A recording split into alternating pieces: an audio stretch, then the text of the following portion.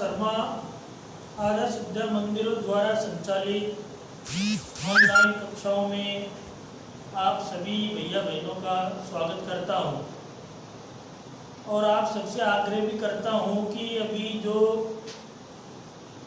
अंतर्राष्ट्रीय महामारी कोरोना चल रही है, इसमें आप सब अपने आप को सुरक्षित रखें।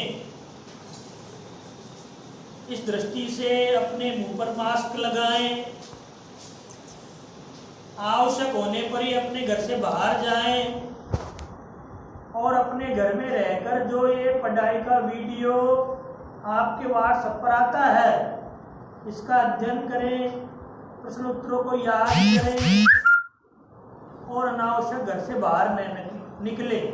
ऐसा भी आप सबसे मेरा आग्रह है, क्योंकि अभी काफ़ी पहले से भी ज़्यादा कोरोना के संक्रमित केस बढ़ते जा रहे हैं हमारे देश में। इस दृष्टि से भी हमें ध्यान रखना है, क्योंकि हम एक सजग विद्यालय के भैया बहन है। आज हम कक्षा 9वीं अर्थशास्त्र में पाठ 4 खाद्य सुरक्षा, हमारे भारत देश में खाद्य सुरक्षा क्यों आवश्यक है, यानी खाद्य सुरक्षा क्यों आवश्यक है, इस बिंदु की जानकारी करेंगे। हमारे भारत देश में जो अधिक गरीब वर्ग है वो तो हर समय खाद्य असुरक्षा से ग्रस्त रहते हैं, क्योंकि हमने पूर्व में जानकारी की है लगभग 22% लोग हमारे देश में गरीबी की श्रेणी में आते हैं, यानी निर्धनता की श्रेणी में आते हैं। इसलिए वो लोग तो हमेशा ही खाद्य असुरक्षा से ग्रसित रहते हैं।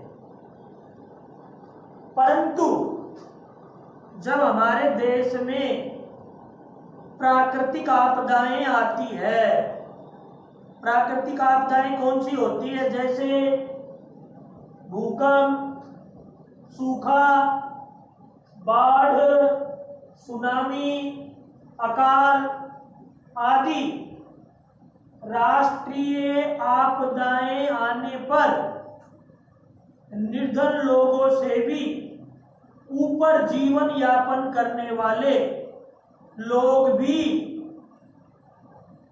राष्ट्रीय आपदाओं से खाद्यान्न की दृष्टि से असुरक्षित हो जाते हैं।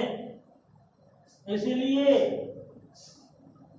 प्राकृतिक आपदाओं से निर्धन लोगों के साथ साथ निर्धनता से ऊपर जीवन यापन करने वाले लोग भी खाद्यान्न की दृष्टि से असुरक्षित हो जाते हैं।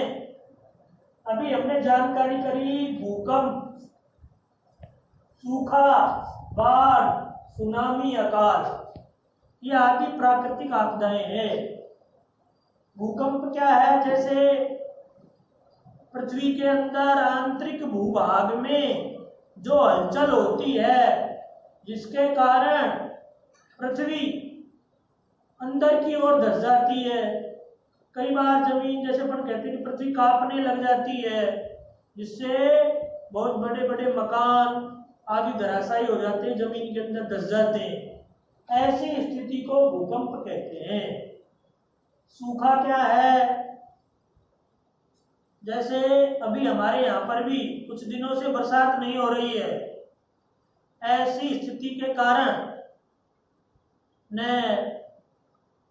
किसान की फसलों की बुआई होती है, या बुआई हो जाती है तो सूख जाती है, जिसके कारण खाद्यान्न की और पानी की कमी रहती है। ऐसी स्थिति को सूखा कहते हैं।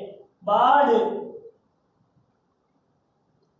अत्यधिक वर्षा या मूसलाधार वर्षा होने के कारण नदियों का पानी तटबंधों को तोड़कर और मैदानी भागों में आ जाता है। इस कारण से मैदानी भागों में रहने वाले लोगों का जनजीवन अस्त व्यस्त हो जाता है। जैसे कल 19 तारीख को आपने समाचार में देखा होगा कि बरसात के कारण दिल्ली में बाढ़ जैसे हालात हो गए, सड़कों पर बहुत ज्यादा पानी भर गया। ऐसी स्थिति को बाढ़ कहते हैं। अकाल ने लोगों को खाद्यान्न के लिए पर्याप्त अनाज की व्यवस्था न हो, पशुओं के लिए भी चारा उत्पन्न न हो, ऐसी स्थिति को अकाल कहते हैं। ऐसे ये 4-5 प्राकृतिक आपदाओं की जानकारी, इनकी परिभाषा मैंने आपको समझाई। अब दूसरा प्रकार है, किन किन आपदाओं से खाद्य सुरक्षा प्रभावित होती है और कैसे होती है। यानी हमारे भारत देश में जो प्राकृतिक आपदाएं आती है उनसे खाद्य सुरक्षा कैसे प्रभावित होती है उसकी जानकारी करेंगे। तो जैसे सबसे पहले अकाल। अकाल के बारे में अभी मैंने आपको इसकी परिभाषा बताई। सूखा पड़ने के कारण, बरसात नहीं होने के कारण न मानव के लिए खाद्यान्न उपलब्ध होता है, न पशुओं के लिए चारे की व्यवस्था होती है। ऐसी स्थिति को अकाल कहते हैं। अकाल के कारण जिस क्षेत्र में भी अकाल पड़ता है बड़े पैमाने पर मौतें हो जाती है और उस क्षेत्र में भुखमरी बढ़ जाती है। यानी खाद्यान्न उत्पन्न नहीं होगा तो लोगों को खाने के लिए अनाज नहीं मिलेगा, तो भुखमरी जैसी स्थिति उत्पन्न हो जाती है। हमारे भारत देश में वैसे तो हर वर्ष या 1-2 वर्षों में कहीं कहीं अकाल पड़ता रहता है, लेकिन अब तक का जो सबसे भयानक अकाल 1943 में हमारा जो बंगाल प्रांत है उसमें पड़ा था सबसे भयानक अकाल, जिसमें 30 लाख से ज्यादा लोगों की मृत्यु हो गई थी। इतना भयानक अकाल, जिसे अपने यहाँ पर छप्पन्या का अकाल बोलते हैं अपनी भाषा में।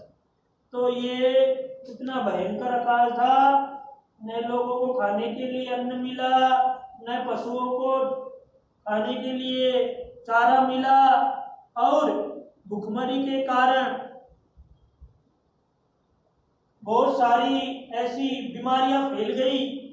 सड़े गले खाद्यान्न को खाने के लिए मानव को मजबूर होना पड़ा। ऐसा भयंकर अकाल 1943 में हमारे बंगाल प्रांत में पड़ा था। दूसरा प्रकार है सूखे के कारण। सूखे के कारण खाद्यान्न में गिरावट आ जाती है। जैसे सूखा पड़ता है, पर्याप्त वर्षा नहीं होती है, तो खाद्यान्न में गिरावट आ जाती है, और खाद्यान्न में गिरावट आने के कारण अपन देखते हैं कि कई लोग, व्यापारी लोग जमाखोरी, कालाबाजारी ऐसे कृत्य करते हैं जिससे कि निर्धन लोगों के जीवन पर भी और निर्धनता से ऊपर जीवन यापन करने वाले लोगों के ऊपर आर्थिक भार पड़ता है। यानी मूल्य वृद्धि हो जाती है। मूल्य वृद्धि किसे कहते हैं? कीमत स्तर में होने वाली वृद्धि को मूल्य वृद्धि कहते हैं। जैसे भाई इस समय दालों के भाव बढ़ गए, चावल के भाव बढ़ गए, तेल के भाव बढ़ गए। ये ऐसे कई खाद्यान्नों में सूखा पड़ने के कारण मूल्य वृद्धि हो जाती है। यानी कीमत स्तर में वृद्धि होने को मूल्य वृद्धि कहते हैं। तो ये सारी समस्याएं प्राकृतिक आपदाओं के आने के कारण होती है। इससे गरीब लोगों के साथ निर्धनता से ऊपर जीवन यापन करने वाले लोगों के ऊपर भी प्रभाव पड़ता है। तो आज हम खाद्य सुरक्षा क्यों आवश्यक है, इससे संबंधित जो बात बताई गई इसको अपनी नोटबुक में लिखेंगे और किन किन आपदाओं से खाद्य सुरक्षा प्रभावित होती है इसकी जानकारी बताई गई अपनी नोटबुक में लिखकर इसको याद करेंगे। धन्यवाद।